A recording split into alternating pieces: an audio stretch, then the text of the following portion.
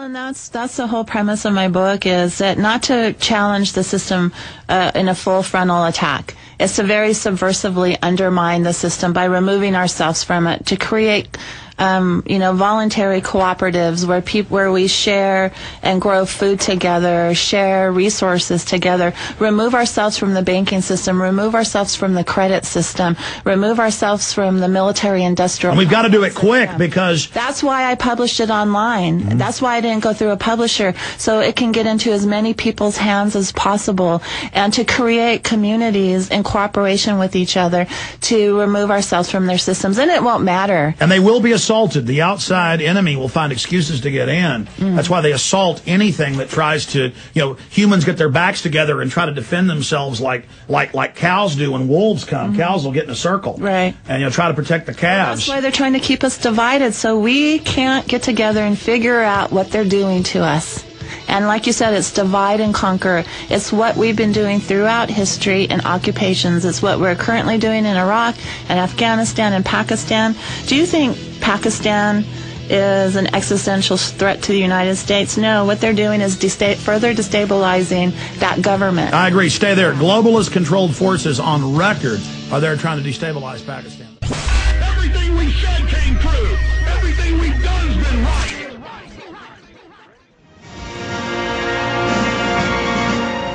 Cindy Sheehan with us for another 22 minutes or so. I want to go to Saeed, Ian, Aaron, Jonathan, Morgan, and many others here in just a moment. Cindy, you got cut off a couple breaks ago, and you were about to get to a story dealing with the whole left-right paradigm and how they were trying to buy you off, and how the Democrats, wanted you to just go quietly into the night, and then we hit that break. I mean, that is such an important point here, that we've gone from these self-righteous Democrats who are going to end this war, right. and now Rahm Emanuel and his brother, he's now calling the big Hollywood mogul in the news today, arrogantly brags, oh, look at how I suckered the Democrats and how they really kept anti-war Democrats from winning. Oh, absolutely. Rahm Emanuel, one case in point is Christine Segalis in Illinois. She ran against Henry Hyde as a Democrat in 2004 and almost won.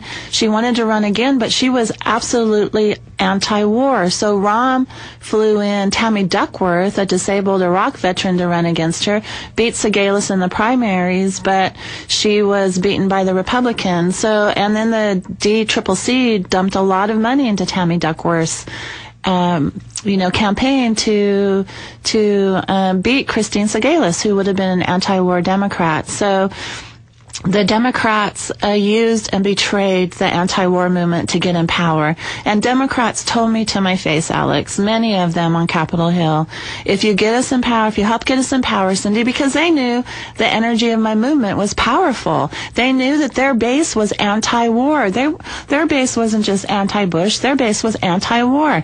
So they abused the energy of the anti-war movement, betrayed it, got into power, and did nothing. And then after they were in power in 2007, you know what those same people told me? Help us elect more Democrats, Cindy. And that's when I said, oh, this is just bull crap. They're never going to be happy unless it's 100% democratically controlled, which I think is tyranny. I think that even if the two parties are almost completely controlled, only having a one party, then you really are in trouble. I think that the more parties, the more healthy our democracy would be. Our democracy is sick. Our democracy is on life support right now because of the corporate control of both of the parties. Barack Obama and I almost said Rahm Emanuel and John McCain, they got money from the same people. So whoever won the election in 2008, the robber class would win and we would lose. No matter who won, we lost. Even if you voted for the candidate that won, I hate to tell you this, but you lost. Cindy Sheehan, what do you see happening to our republic in the future? We're going to go through some very tough economic times, unfortunately. I don't think it's going to get any better until it gets a lot worse. And if it does get better, then what is our country going to look like? Is it going to be looking like 1984 or Brave New World? Or is it going to look like a country that is broken up into smaller pieces, which I think would be better, would be more manageable?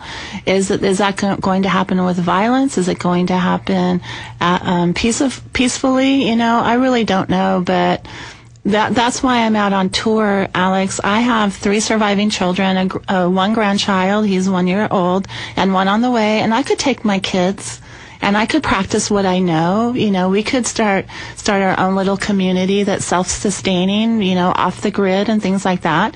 But I want to go around the country and I want to encourage people to work together to thrive through the coming collapse of the empire. I'm glad the empire is collapsing. It's collapsing because the people running it are so greedy. Right. They're eating themselves. Right. They're destroying the goose that laid all these eggs because their nature is just hyper corrupt. We could voluntarily give it up, as the robber class could voluntarily give up the empire, but that's not going to happen. Like you said, they're so greedy. They're so greedy, they don't care what's going to happen with their children and grandchildren. I care about their children and grandchildren as well as I care about my children and grandchildren. So we have to create these communities to be able to survive. I want to go to calls, but briefly, tell me more about your idea, because I think true diversity, I'm not against the Free State Project, but everybody going to one state, you know, that's a decent idea because I guess they can try to take the state back over and, you know, have kind of a libertarian idea. That's wonderful.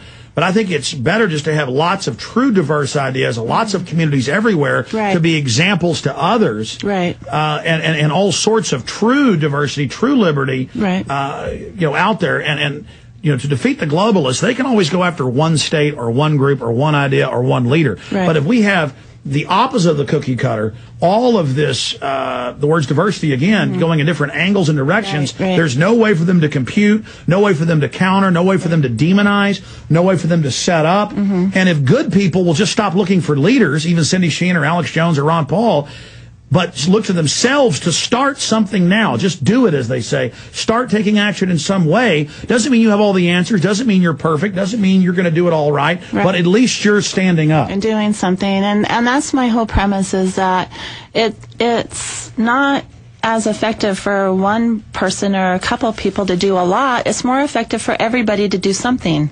And then working together, community-based. And you know as well as I, that in the summer of 2005, you know, not only was our movement co-opted, but I was also set up. Right? I was set up because they saw when I was going to start retaining my integrity and speaking out against the policies and the principles instead of just George Bush, that they had to, you know what the favorite slur from the so-called left is to me? I'm too radical. So they don't have to listen to me because I'm an extremist. So they tried to make me look crazy. They tried to make me look, mentally unstable because of my son's death, irrational. And that was as much the left as it was the right, because the media is just part of the robber class. And like I said, there's no left, right, or Democratic, Republican paradigm. Look at the media is giving Obama practically a free pass.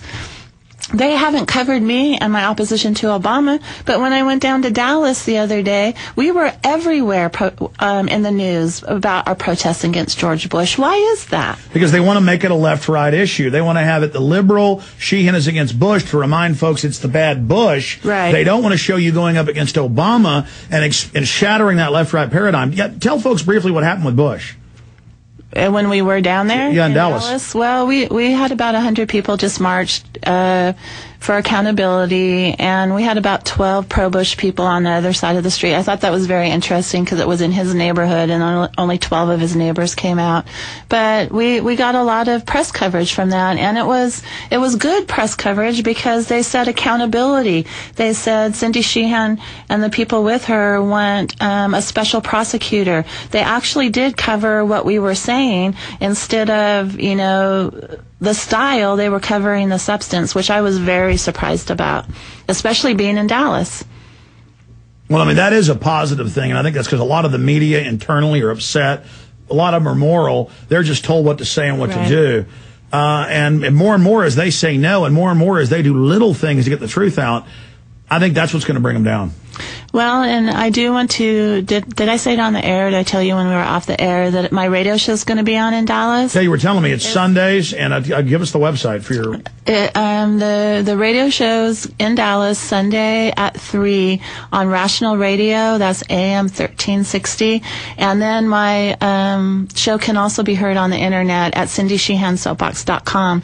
And people can order a copy of my book, Myth America, from cindysheehansoapbox.com. It's just for a minimum $10 donation. I got several orders last night after I was on Jason's show, so I appreciate it. Oh, good. People need to support you, folks, and that's what this is about. If you want to see Cindy be able to keep going around the country pointing out the hypocrisy of Obama and the Republicans, then go to the website and get this great ebook and show it to your friends and family, and also tell folks about our radio show. Again, plug the website again. cindysheehansoapbox.com. cindysheehansoapbox.com. And how many pages is the book?